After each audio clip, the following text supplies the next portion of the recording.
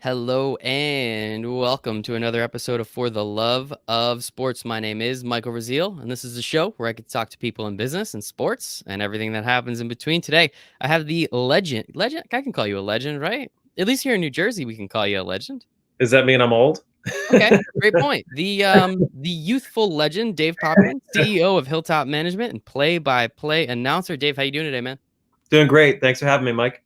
Pleasure is all mine. I see a lot of Yankee stuff in the background, though. That's the only problem. It's a lot of baseball stuff. There's some Hank Okay. Aaron there. There's some Warren Spahn Insane and Pray for Rain over my shoulder, and Willie Mickey and the Duke up there. I'm a Yankee fan, but there's a lot of all kinds of baseball stuff in this room. I love it, man. And yes, you've called a few baseball games, I'm assuming, in your life, but there's a lot of different stuff we get to talk about here. Your entire journey through play-by-play, obviously everything you're doing on the media, the marketing, the management side, the event side as well. But the first question I have for everybody, Dave, on the For the Love of Sports podcast is, why do you love sports so much?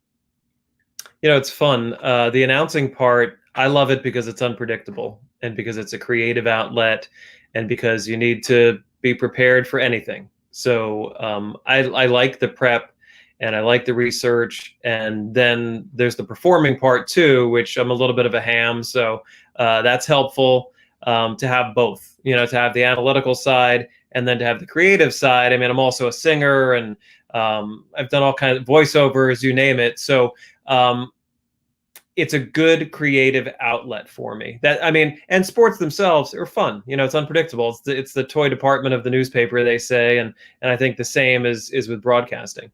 I've never heard that, the toy department. Maybe because we don't have newspapers anymore. So maybe it's the toy department of the internet or Twitter, maybe the nice part of Twitter, or at least, I actually take that back. There's no such thing as a nice part of Twitter. But with, with that being said, as you said, you're kind of a ham. You get into it a little bit. We've seen, through the NBA bubble a little bit. We're having some fun. Mike Breen broke out 2 bangs the other day on the Luka step back. Apparently that took the broadcasting world by complete surprise, which I thought was hysterical. But at what point in your life do you think like, hey, I not only do I want to watch sports for a living, I want to tell everybody what's happening while I'm watching sports for a living?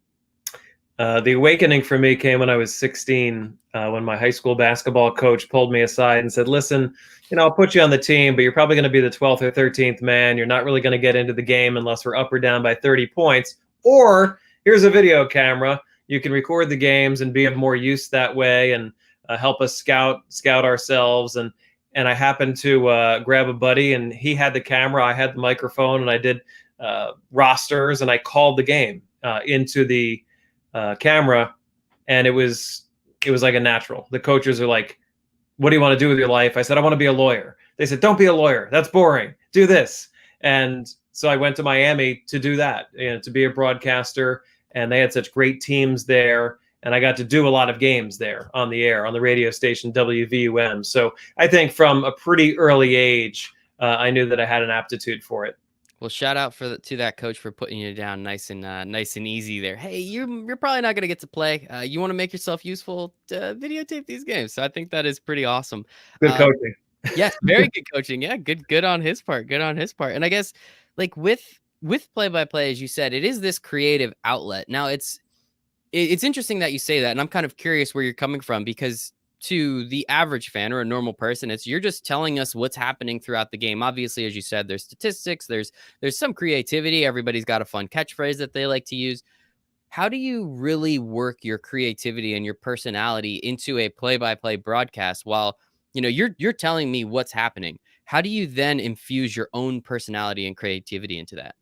It's hard for me not to, because I have a sense of humor and I get excited, and that you have to be you, and wherever that leads you, you can't be fake, because the audience can pick that up in a second. And if they can pick it up if you're smiling or if you're frowning, even if it's radio. So you have to just be natural and go for it. And I think the most important thing is that it's not about you. Nobody watches the game for the play-by-play announcer except the play-by-play announcer's mother. That's the old adage.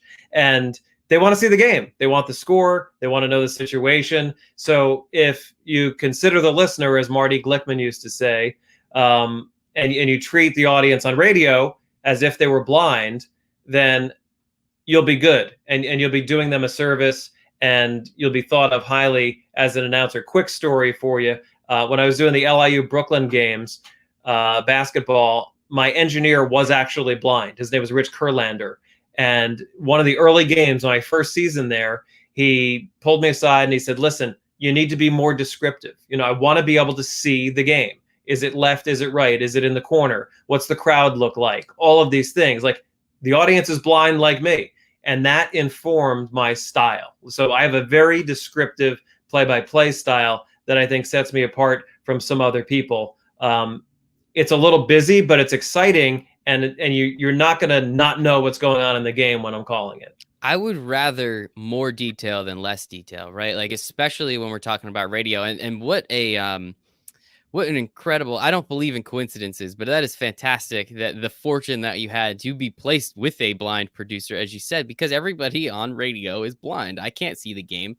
My favorite part about baseball is actually listening to baseball on the radio, because I can't remember, this gentleman from WFAN, I can't remember his name, but he always says it's the only sport you can watch on the radio, because so many of the announcers, especially here in the New York City area, we're very lucky. I mean, we had the legend John Sterling. Howie Rose, I think, is by far one of the best play-by-play announcers in all of sports. I don't care which sport. And it's just so fun getting to listen to them kind of tell the story and weave in the details and what's happening all at the same time. And I can understand how, as you said, you have to be descriptive. You have to tell those stories. So with basketball, I mean, what sports have you not called, out of curiosity? I said no to wrestling. Okay. Pretty much every other mainstream sport I've done. I did field hockey once. I did indoor lacrosse once. I've done lifeguard tournaments. Odd ones. Volleyball. Gonna have to stop you at a lifeguard tournament. What is a lifeguard tournament? Well, there's lifeguards like in Asbury Park and Belmar and all these shore towns, and then they compete against each other, rowing and swimming and all. It's like the Olympics, but for lifeguards. So that was actually my first gig on TV. I did sidelines for a lifeguard tournament, and I had to interview these wet, sweaty guys as they came out of the water, all out of breath, and then toss it back to the play-by-play announcer on the boardwalk. It was ridiculous, but everything else has been easier since then. That is awesome. I've lived in New Jersey my entire life. I go to the beach outside of this year many, many times a year. Never heard or seen that. So maybe that's something that I'll have to watch. That sounds like it'd be fun to watch drinking a couple beers. So that might be something that I attend with you the next time it comes around, Dave. And again, so you've done all these sports. I mean, we have baseball, which is nice and slow and it's easy, and you have a lot of time to talk and fill a little time. As we've seen, it takes Zach Greinke sometimes longer to throw a pitch than the actual Kentucky Derby race. That was a really fun overlay we had on the internet last year. But with that, I mean, which is outside of basketball, because I think that's the one you do the most, what is your favorite sport to call? I love baseball. I mean, baseball is my first love. I think I'm probably best at basketball now because I do so many games every year. But baseball on the radio is a love of mine. And it's different. Baseball is different than the other sports. As you were talking about, Mike, baseball is an art. All of the other sports are a science. If you're just a competent play-by-play announcer, you can do basketball, you can do hockey, you can do football. It's very linear. There's not a lot of time for side talk. There's not a lot of time for depth. You just have to call what's in front of you. So as long as you memorize it and you do your homework and you have the numbers in front of you and you can be exciting and be accurate, you can do all of those other sports. But baseball on the radio, especially, it's a storytelling medium. And I think it's for a young play-by-play announcer, and I do a camp, sports broadcasting camp in the summer. For a young announcer, baseball is the easiest to start because it's slow, as you mentioned. But baseball is the hardest to be great, to really have a wide breadth of knowledge of all subjects. I mean, you really have to be a Renaissance person to do baseball well, in my opinion. And so with that, so what I actually just wrote down broadcasting camp because I did want to make sure to bring it up, and we'll get back to that in a second. But with that, like, as an athlete, right, you study other athletes and what they're doing. As a salesperson, you watch videos and you practice and you do things. As a play-by-play announcer, is there just the great book of Vince Scully that everyone kind of just has to dive their face into and just learn and read everything that guy did? Because I became a Dodgers fan just by listening to Vince Scully and just hearing all the just how incredible he was, just sitting there by himself, just talking to the audience, enjoying it. So I have to guess, is he at the pinnacle of your profession, or was He he? is. He is and was. I mean, he was the greatest. I mean, to do the game by himself, and hold an audience captivated for 3 or 4 hours, the way baseball is played these days. Just hearing his voice alone it brings you back to the days of the Brooklyn Dodgers and him broadcasting with Joe Garagiola on Game of the Week on NBC, and his storytelling, his literacy, just his humanity. It was There's nobody like him. That said, my Seton Hall partner, Gary Cohen, John Miller, Bob Costas, a lot of that next generation that came after Scully and listened to Scully and listened to Marv Albert and listened to some announcers of that generation. These guys have come along and they're fantastic. Dan Schulman, there's a lot of great baseball announcers. The ones that I mentioned are probably at the top of the heap, and it's because they have great voices, they're well-rounded, they can get excited, and they see the play like a half second before everybody else. They can kind of anticipate and then play act it up. Like John Miller, he'd be like, here comes Matt Williams around first. Jones picks it up at the wall, throw into second base. Williams slides, and he's safe at second base. And Williams has himself a double with one out. He acts it. He makes it more than it is. So there are some that can do that, and there are some that are adequate. But if you're in the big leagues announcing, you're pretty darn good. Yes, absolutely. Adios, pelota, just for a little John Miller there as well. He is incredible. I do miss him on the ESPN Sunday night broadcast, but it is just so much fun. And getting to speak with someone like you again, what is it like knowing that you are the conduit between the fans that love their team and playing that fine line? You're the Seton Hall broadcaster, so you're not rooting against Seton Hall, right? Like, that's why I love the Mets announcers. They're not rooting against the Mets. They're not rooting for the Mets. Obviously, they're biased. Keith Hernandez, Ron Darling, Gary Cohen's been doing it for 20 years. So you could tell they want the Mets to win. But they are very honest. When someone screws up, Keith will hammer anybody. So how do you kind of walk that fine line knowing the fans are listening because they want their team to win, but you're there, you kind of have to be somewhat unbiased in this? You do. When we do the Seton Hall games, I would say that we're 60 or 70% for Seton Hall, or talking more about Seton Hall, maybe that much more excited about Seton Hall. But you never know who's listening. I mean, our games are on in New York. They're on nationally on Sirius XM and on the internet and on every app. So it could be somebody that's just a fan of basketball, of the other team, of the Big East, of us as announcers. Who knows, why they're listening to that game. But you have to call it straight enough so that if there's a bad call against your team, you have to say it. If there's a bad call for your team, you have to say it. Questionable coaching move, you have to say it. Now, there's a way to say it where you don't get yourself in trouble, but you have to be honest. You have to be honest with the audience. I mean, half of them are watching it on TV and listening to us anyway. So you're not going to lie about it. I mean, you have to just tell it like it is, and it depends on who you're working for. I do the Northeast Conference games, and if Merrimack is playing Fairleigh Dickinson, I don't care who wins, and I'm playing it 50-50 straight down the middle. I get equally excited for both sides. If it's Seton Hall versus Marquette, and Marquette hits a big game-winning shot, I'm going to get excited, but less excited than if it were, Seton Hall. So it depends on who's signing the paycheck and who the audience is. I like that. I think that part is very important because, again, I want it to be honest, but at the same time, like, I'm listening to a Mets broadcast, I'm listening to a Seton Hall broadcast. I want to hear Seton Hall win, of course. So obviously skewing a little in that direction, I think, is pretty important. And so one thing I do want to kind of step back in time a little bit with your, as you said, you went to Miami, you went to broadcast school down there. You got to learn a lot. You were able to do a lot with the school through the radio, as you said. Please, if you would like, give those call numbers again, because I forgot them already. That's okay. It's WVUM. It's a good student station. Love it. And kudos to those kids that are still doing it down there and hopefully are able to do it this upcoming season, but we will see what happens. One thing that's very interesting, and I've had a couple play-by-play announcers on here, not quite to your ilk yet, but they'll get there, and I'm very confident in it, is you have to move around a lot, especially in the beginning and really until you land one of these really, really high-end jobs. You're going to be consistently, constantly moving just to get the next place, get more experience, and continue to move up the pole. So I just wrote down a few of the places that you went from 1993, a little after you graduated school, or right as you were graduating school, to 1999. So in a 6-year span, you went from Florida to Iowa to New Jersey, back to Iowa to Texas, back to New Jersey. So that's 1, 2, 3, 4, 5, 6 moves essentially in a 6-year span. That sucks, right? Like, that doesn't sound like it's fun at all. Is that just the nature of the business? Is there really any other way around it? Or are you just kind of, if you're signing up for something like this at 16, you kind of have to realize, like, hey, you're going to be doing a lot of moving. You're not going to be living at home for very long anytime soon.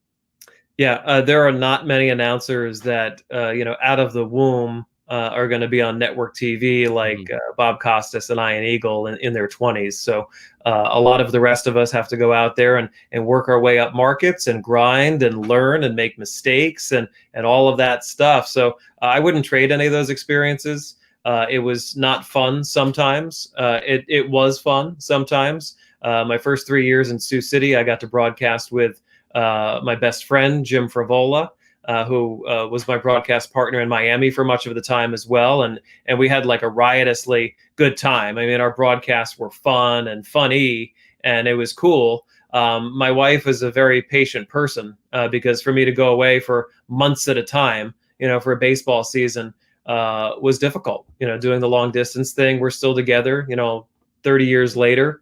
And it's a miracle because some of those summers were really hard.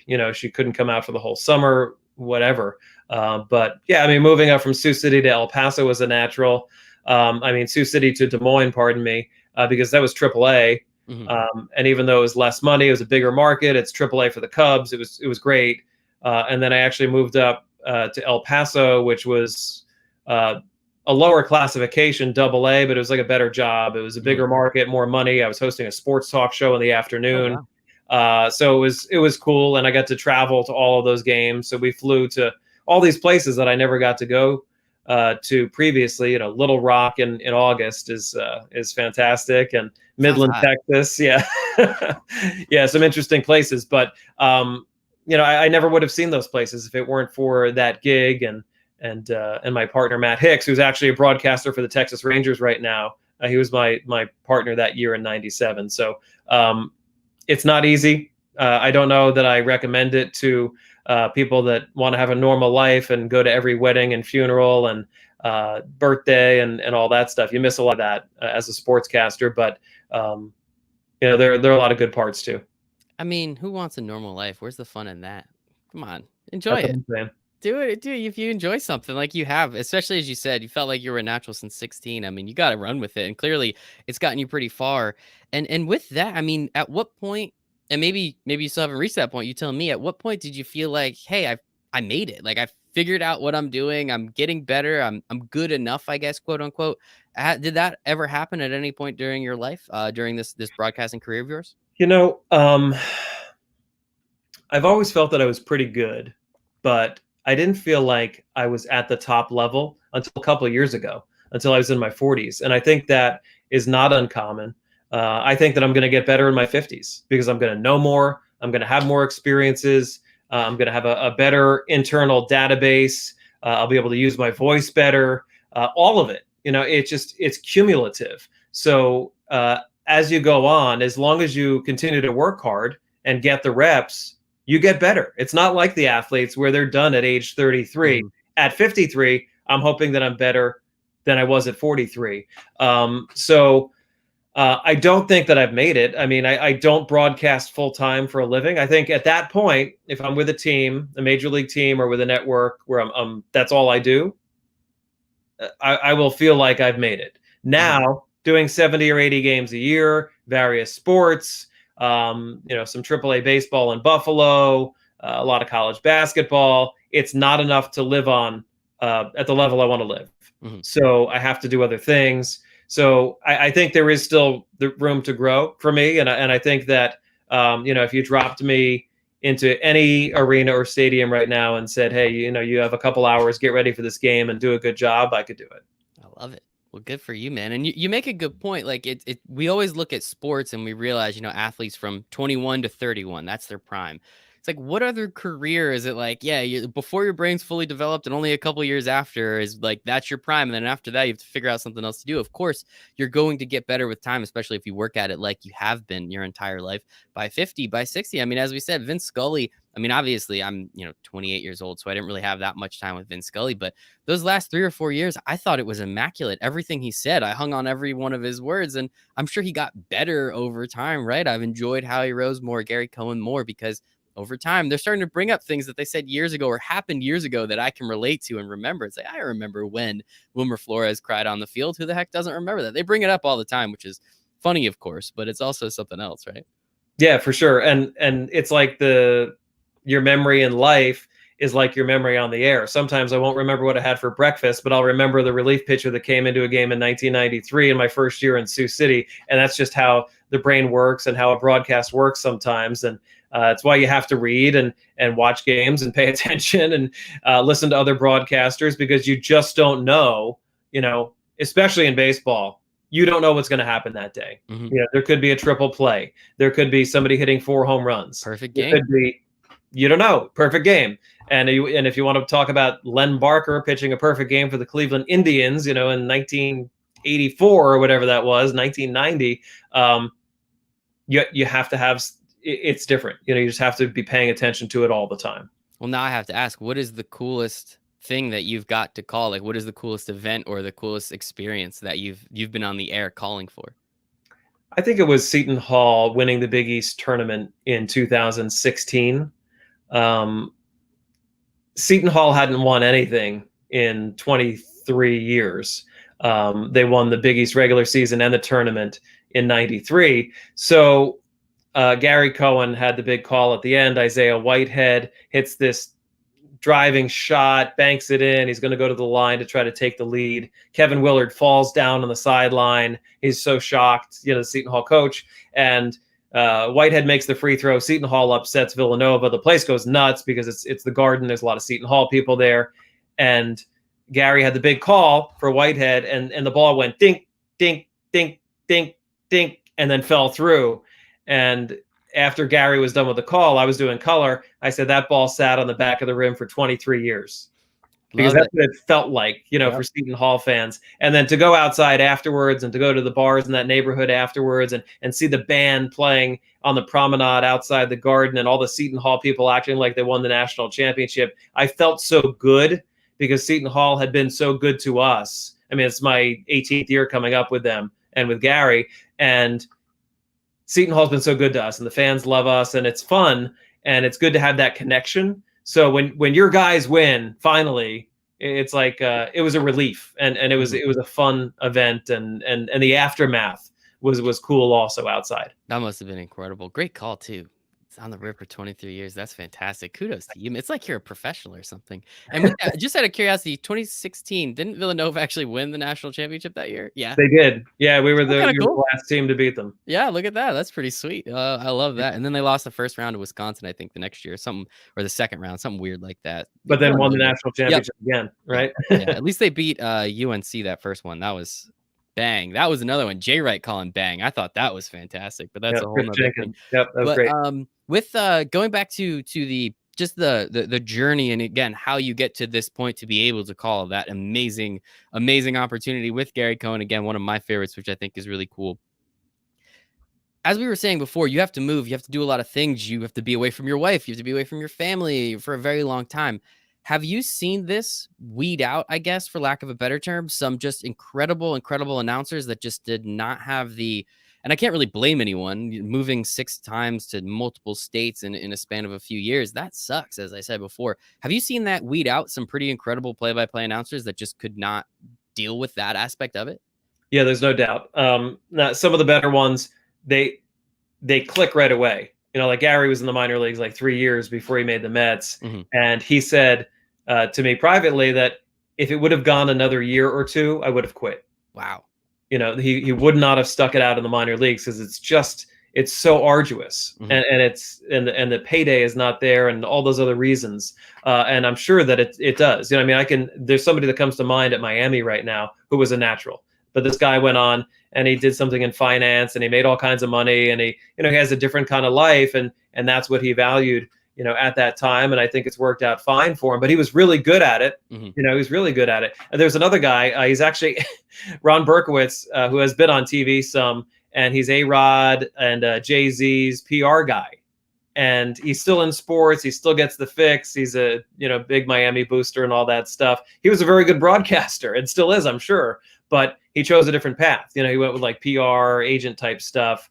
And that's worked out great for him. I mean, he has a huge company. So yes, it's a lot of dues to pay and a lot of tarps to pull and mascot costumes to wear and tickets to sell and all the stuff that you have to do in minor league sports and in college sports if you're also going to do the game. So it's a lot of sacrifice. And I'm very excited to talk to you. Just as an aside, you were an assistant GM for the Newark Bears while the play-by-play announcer. So I'm very excited to get to the other side of your life. But there's just a couple more questions I have on the play-by-play side first. So obviously, one thing that we've seen a lot more with COVID rising, unfortunately, is the fact that we really didn't have any sports. So you and many of your counterparts obviously didn't have too much to do for a while, which just sucks for everybody. But we're seeing a lot more in studio announcing, right? Like the ESPN broadcast, I don't think they're going to any of these Sunday night games. They're just doing it all from the studio. Some of them are doing it from their house. I mean, we see we had the KBO broadcast. I was watching all the KBO games in the beginning because shoot, we had nothing else to watch. And we saw all, hit Boog and Carl Rabbit. They're all Water Perez. They're all in different places announcing these games. Now you can tell it doesn't quite flow as well as you'd like, but if they were in one place, say, Bristol or whatever, just calling it, probably be much better. Do you think that's going to completely change or change significantly the play-by-play game going forward, understanding that if we don't need to send people places, we could do A- type job at home?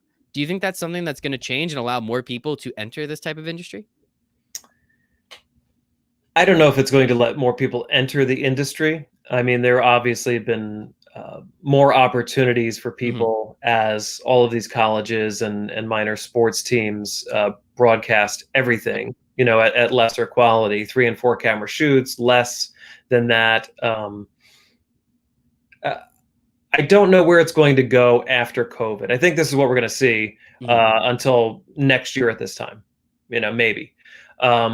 ESPN tried for a couple of years to have some announcers be back in Bristol or Charlotte and do the game from there. And sometimes you could tell, sometimes you couldn't tell. They would send the production people to the site. And then at some point, some of the networks started to reverse that, and they started to send the talent to the site, and the production people would cut the game from back in the studio, because I think it's more important for the talent to be on site, especially for basketball and for certain sports like that, where there's a lot that goes on that you have to talk to the officials, you have to talk to the table. You want to be able to look over at the bench or look to somebody that's walking off the court, and if the camera people are not showing you that, you can't give it to the audience. So being in the arena, there's no substitute for that, and you say A-, I think that's probably right. I think it might be even a B, where you kind of lose it. You hear Matt Vasgersian, he's doing a fantastic job on those games on Sunday night, but he can't quite get as excited as if there were 50,000 people there, and you have to bring your level up to the crowd. It's just not quite the same because it feels stilted in the studio. Now, if he's sitting there next to A-Rod, which it seems like he is, that's a lot better than some of the broadcasts I've seen where somebody's, in Ohio, somebody else is in Connecticut, and you're trying not to step on each other. You don't know when they're going to talk. I mean, that can be a mess, especially with the delay. But I'm not sure where it's going. I hope they don't take announcers away from being on site, but there's so much that you glean an hour before the game, talking to the trainer, talking to the coaches, talking to a player as they're warming up, talking to the other announcers. That's where, even though you do all your prep with your stats and your numbers and all that stuff in the last hour will almost always make air and be more useful to the audience than all the other stuff that you prepared for 3 days. That's interesting. See, I didn't know that. Like, I obviously realized you would talk to some of the players and do things. Good friend of mine is an executive producer for Fox, and he brought me into the booth a couple times in the truck to see what's going on. So, hung out with Kenny Albert and Daryl Johnson a little bit, watched them call a game, which was a lot of fun, and it was cool just to see them on the field, just kind of shaking hands, kissing babies, kind of thing with the players, the coaches, see what's going on, and it was really interesting. Now I don't remember exactly what those conversations were about and what made it onto air there, but it was still very cool to watch and to see and to hear. And I agree with you. Like I can't really say too much for the production side. I've had the opportunity to interview some people, and it's really interesting what they do. But I agree, like, especially when fans are back, you need that. And because you've been to these big, gigantic games. Obviously, the Seton Hall win in 2016. There's an energy, man. And like, I don't know what that emotion is. I was at the Mets World Series in 2015 when they won that one game, thankfully.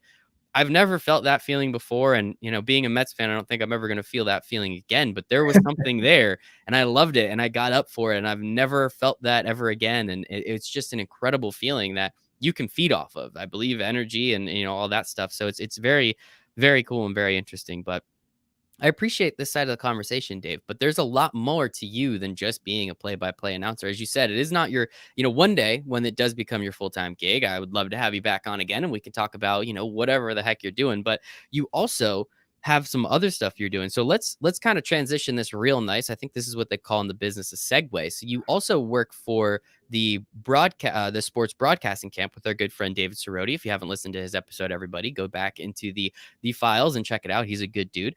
So he has this broadcasting camp that you're a part of, and you help all these young kids, as you were talking about before. How cool is it to get to see these kids that at a young age, some very young, are really interested in trying to become broadcasters, which again is just something that's been ingrained in your life since you were 16. It's very fulfilling. It's become my favorite week of the year. And this year, we weren't sure if we were going to do the camp at all. And we decided to do it virtually. And we had even more kids sign up this year than we did last year. Wow. Tim Capstraw, the Brooklyn Nets color commentator and my partner on the Northeast Conference TV games, did the camp with me, along with some other great coaches that we had, like Craig D'Amico, who does Northeast Conference games, and a couple other announcers. And we reinvented it. We came up with a lot of exercises that they could do and record off their laptop, just like we're doing right now. And they did talk shows, they did play-by-play, they did anchoring, teleprompter stuff, interviewing. It was fantastic. And then we had speakers too. So we had like Ian Eagle and Gary Cohen and Sarah Kustok and Jared Greenberg and Kenny Albert and all these great announcers. So they got the perspective of what it's like, at the highest level, but then they also got some basic instruction from us and they got to do it. So it's great. We're going to do more of them over the winter. We're going to do some mini camps starting in October. And we really feel like 2/3 of the kids, we surveyed the kids afterwards, the returners from the year before that did it in person at Montclair State, 2/3 of the kids this year said they preferred the virtual to the in-person, which was shocking to me. I mean, I couldn't believe it. And it just gave us the impetus to want to do it more for them, because their life is weird now too. And they're probably out of sorts and depressed and need something that is going to be challenging for them and fun for them. And they may not be able to play sports, some of them this year. And a lot of them do play sports in addition to wanting to be announcers. So, it's kind of a service to them, but it's a service to us as well. We really enjoy it. That is awesome. And that it's kind of confusing. I mean, granted, I've driven to Montclair State before. Not a fun place to drive around. So maybe they just don't want to be in the car with their parents while they're angry, yelling at all the traffic. That could be part of it. But that is really interesting. I mean, if that's the way they like, give the people what they want, right? That's how they want it. You can do it even more often. You can do it from your home. They can do it from theirs. Everybody's happier, and you guys can do exactly what you need there. But you also have a lot of other things that you're doing as well. So just a couple things from your background along the way. As you said, in minor league baseball, you're not just the play-by-play announcer. You're selling tickets for the Nets, actually. I think they were still in New Jersey at that time, too. So it was a little while ago. You were the assistant GM, as I said, for the Newark Bears, while also being the announcer. You've worked in media strategy. You had your own business, Positive Impact Partners, along with what you're doing now at Hilltop, which we'll get to in a second. But why do you have to do all these things? Like partnership sales, sponsorship sales? Why is this a necessity for minor league baseball teams? It's just because they don't have the budget. And if you're, lucky enough to call the game, you're also lucky enough to sell some tickets for them as well. Yeah, I mean, it's the need to make more money, but it's also the leverage that the general manager has. They say, okay, we have enough money for this one spot. Um, People really want to be the announcer. They'll get 100 resumes for that. You'll get people that will also do another job, for the team while they're the announcer. Maybe they're the PR director and they do the game notes. Maybe they sell sponsorships, and I've had to do all those things. You got to do all those things. Got to do all those things. Yeah, and really, if I didn't get to do all of those things, I wouldn't be able to, own two different marketing and event companies later in life and have that broad of a skill set that I could, be a freelance writer and some of the other things that I've been able to do because I was thrown into that fire. So it was fun. It's a bunker mentality. Some of those people that I worked with on those jobs, because you're around them home and road so much, they become your best friends. I still talk to 10 people or more. I talked to somebody just before this call that I hired in that assistant GM role for the Bears. He now works for the New York Giants, and somebody else that worked for me there works for the Yankees. And a lot of the people are still in the business, and I still keep in touch with them. And you make friends in situations like that. I love that. That is pretty cool. And getting that opportunity. And I do want to stick to that GM position at the Bears for a second. What is it like having to talk to these players, making them feel like the best thing since sliced bread, and then having to go on air and being like, "Oh, this is a bad game today for the Bears, everybody." I mean, how did you walk that fine line of not pissing off the players? But again, as we said, you have to be unbiased in some capacity, right? Yeah. My assistant GM capacity, some of it was player related, but that part of it was more of a PR stunt, honestly. We had 4 players that were related to major leaguers. So we had Ozzie Canseco, we had Russ Chambliss, Chris Chambliss's son, and we had a couple other guys like that that were related to current or former big leaguers. So we got a story in Sports Illustrated. Like, we were trying to sell tickets. We were trying to get attention for the team. So that was like my contribution to the roster, is that, okay, if you have 2 third basemen that are equal, why would you not bring in Craig Worthington that played for the Orioles versus some kid on the way up that nobody's ever heard of? So I was trying to push that and give the roster some personality and some story. And then on the other side, I was just hiring people on the business side. So the sponsorship people, PR, marketing, game entertainment, much of the staff, I was able to interview, hire designers, and you name it, kind of help put together the front office side.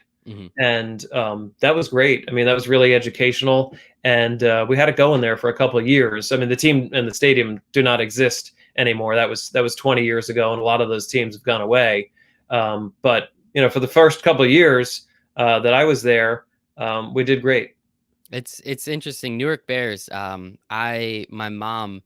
It was in the middle of summer, and my brother and I were supposed to go to camp, or we were supposed to go somewhere, something like go to a baseball game. And my uncle actually works for the Somerset Patriots currently still. And he called my mom up. He's like, "You guys have to come to the stadium today." My mom's like, "Why? What's up?" He's like, "Jose Canseco's on the Newark Bears and they're playing today." And my mom's like, "Oh my God, we got to go." So me and my brother and whoever the heck were with us, my mom just took us down to Somerset's Patriots TD Bank Ballpark and got to watch Jose Canseco. At the time, I was like, okay, like, this is cool. Like, I know this guy hits home runs, but not a big deal. Looking back on it, it was a pretty funny moment. And it's always interesting to see stuff like that, right? Like, so again, I live really close to the Somerset Patriots Stadium here right now. And I was at a game last year, and Mets legend Endy Chavez was there, and I was just like blown out of my mind. I'm sitting front row. I'm watching this guy swing. He has one of the greatest catches in all Mets history right there, right? Josh Tolley was playing there as well, caught both of R.A. Dickey's one-hitters in those back-to-back games. So it's so cool. As you said, it's really interesting getting to see these former big league players. Now, I paid $10 to get into the stadium, buy a hot dog and a beer for another $5. And now I can see some of these legends that I grew up with, which is just such a cool opportunity. It sounds like you guys were able to take advantage of that back in the 90s too.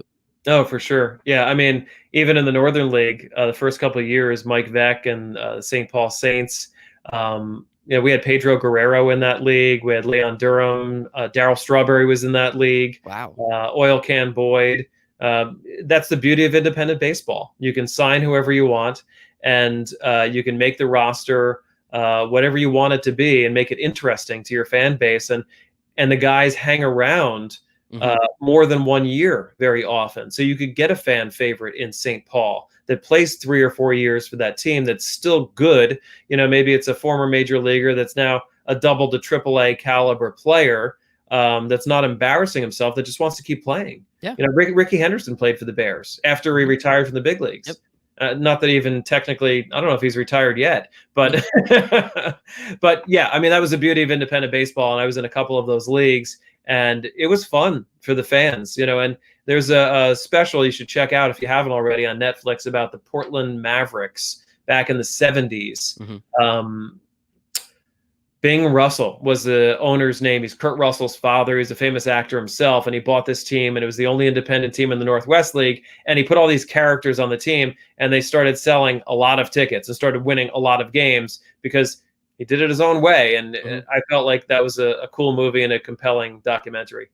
That is fun. Yeah. Independent baseball, obviously we're not going to, I think that's going to suffer the most, unfortunately, because just about all the revenue has to come from, being in the stadium and having fans come to the ballpark. So it is very unfortunate, but independent baseball is so much fun.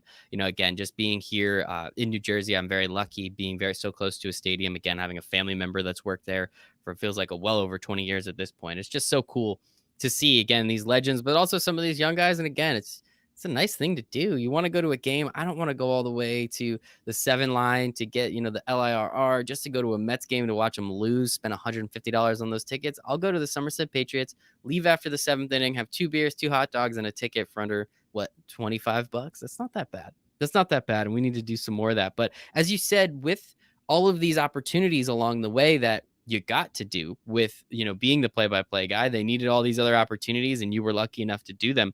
This then allowed you to do a lot of other things in your career. So I do want to talk a little bit about Hilltop Management, which is the company that you own, which is marketing, which is event management, which is consulting. I guess at what point did you realize that, okay, I still haven't gotten that immaculate job in this play-by-play. I do need another way to supplement my income, as you said, to live the way you want to live. At what point do you realize, like, okay, I have all this knowledge, all this experience from all these other places I've been. Let's just put them together and start helping other people. So that way you can, A, help other people, but B, be able to supplement the income to get to where you want to be. I realized that about 2 weeks after I left the Bears, and I needed to do. So it's been a couple minutes, huh? Yeah. Michael Rowe and Jim Lamparello, 2 guys that I worked for at the Nets who ran the team, started up an agency that was right down the street from the Nets office.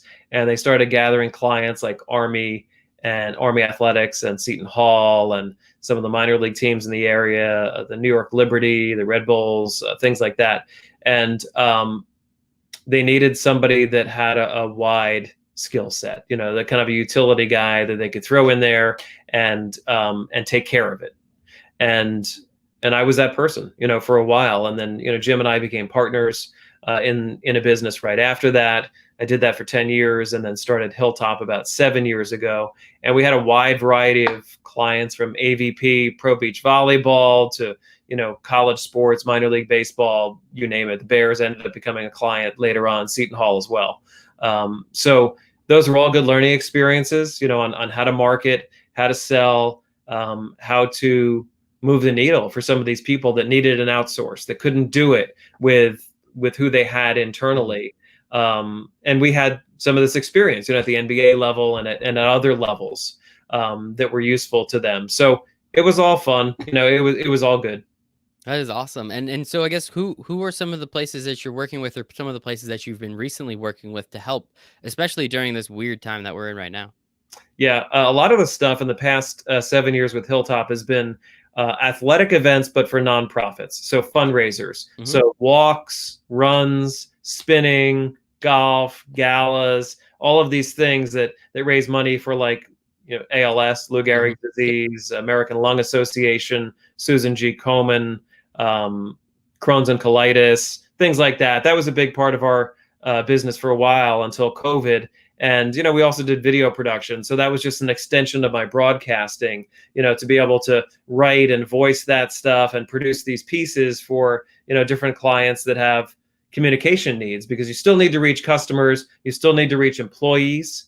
So whether it's internal or external communications, if you can tell a story, whether it be writing, broadcasting, whatever, there's a place for you, in the ecosystem now. You still need to be able to communicate your story and your brand to people in the world. Mm-hmm. So that's kind of where I am. I'm doing some writing, I'm doing some video production, and the broadcast camp thing, and it's evolving. I'm having to pivot like everybody else, in a business where, they shut down the walks, they shut down the games, they shut down a lot of the stuff that we do. So, you come up with other things and you try to use, the broad skill set that we talked about to make it work. Good for you, man. And keep it going, especially in that nonprofit space. I think that is absolutely fantastic, and gonna have to come up with some interesting ideas for the foreseeable future, hopefully. But as we've already noticed, you're pretty darn good at that, and hopefully seeing Hall games come back soon. Do we know what's happening with the Big East yet? Have they said anything about basketball? I spoke with the Big East recently, and they're committed to playing. Whether it be in Kevin Willard was quoted in the New York Post today, I believe, or yesterday, saying, hard bubble, soft bubble, keep the kids on campus over Christmas break, try to get a lot of games in. Then there's a bunch of different concepts. I think they're going to play college basketball. I don't think they'll play a full season, but close, maybe. They need the tournament. I mean, college conferences and the schools desperately need the NCAA tournament, or you're going to lose all these Olympic sports. You're going to lose a lot of the front office people that work in athletic departments. You need that revenue, if you're going to survive at the conference level and all of these individual schools. So they have to figure it out. If it's a bubble, it's a bubble. It's worked for the NBA and the WNBA, so I don't see why it wouldn't work for college basketball. Obviously, it's a big sacrifice for the student athletes, for the coaches, to be away from their families for, a month or two at a time. But they went there for a reason. Like the guys that went to Seton Hall, are they students? Yes. Are they athletes? Very much so. They want to play basketball. So I think everybody has a vested interest in getting these games in. And I'm hoping whether, we're in a studio or, we're in the bubble or whatever, that we get to do the games because it's what we love to do. I love it. That is fantastic. And yeah, shout out to those kids. Hopefully we do figure it out. I love college basketball and missed March Madness so much this year. That was probably my least favorite part about all this. But with that being said, so it sounds like you have a lot of stuff to do. And some of your job takes place in that more normal 9 to 5 or probably closer to like a 7 to 3 time range. And then the other half of your job takes place with the pre-production meeting and then the actual games itself. What does a normal day in the life of Dave Popkin look like? Because it sounds like that baby is like a solid, like 18 hours long. Yeah. During basketball season, it gets kind of crazy with the travel, but technology helps. I mean, I've got a hotspot. I'll work wherever I am. If I'm waiting for, a plane, if I'm, if I'm working on the train, I use the train a lot. It's helpful. I can get my regular work done and I can get my game prep done as we, go down to Georgetown or up to Providence or things like that. So you find ways around it. And to me, it really doesn't feel like work, the things that I do, whether it's my day job or the games. So it's all just part of who I am. So if some days I work 2 hours and other days I work 18 hours, it's all good. Like I don't feel run down, put upon. I don't feel run down. I don't. I think it's stranger for me now because it's not as busy as it was, because I don't have the game element. I'm not, having coffee in the media room at 6 p.m. so that I can stay up for the 8:45 tip on Fox and that kind of thing. That's exciting. That's fun to go out and do that and to perform the show and all of that. So, and I also miss the end of the season. Like my whole life has been a season. Okay, baseball season's over. And now I'm going into the Nets and I'm going into college basketball. Then that ends and I get to kind of clear the register and do something new. Now COVID, it's like every day's the same. Yep. So that part is hard. But in terms of the overall workload and stuff, I don't mind. I love it, man. And good for you. You figured out what you wanted to do at a very young age and you ran with it. I just figured out I want to talk into this microphone as much as I can. And I've been having some fun doing it. And thank you for coming on, Dave, for allowing me to do that for a little while. Where can everyone find you on the internet? They can find me, davepopkin.com is my personal broadcast website. Hilltopman.com is my business website, at Dave Popkin on Twitter is probably the best way. Also, you can certainly, DM me on there, and my phone number is on the website as well. So if you need me for anything, but you do a great show. You certainly have a bright future in broadcasting if that's what you want to do, because it's good content. Cross your fingers for me, Dave. And I do have one last question now that you bring up Twitter. It's the worst place on planet Earth, and I hate every single thing about it. But man, after like a good game or a bad game, do you notice the messages have a little bit more of an emotion to them potentially towards you, whether you did anything or not? They call them fans because it's short for fanatic. Yes, sir. I like that answer. Yeah, no, I don't pay attention to the negative stuff too much. I follow it for news. I follow it for politics, honestly. I want to say you don't like negative, though. Those two words, politics and negative, they're practically synonymous at this point. I know, but it's a way to stay aware. I like Twitter, and I try to stay out of trouble on Twitter. Love it. Good stuff. Good for you, man. So yes, make sure to go follow Dave there. I will have both those websites. I will have your Twitter in the show notes for the podcast, as well as on YouTube, which we're on right now. Thank you very much, Dave. I sincerely appreciate Dave Popkin, CEO of Hilltop Management, play-by-play announcer, career play-by-play announcer. Absolutely fantastic. Really appreciate your time today, man. Mike, thanks so much. Appreciate it.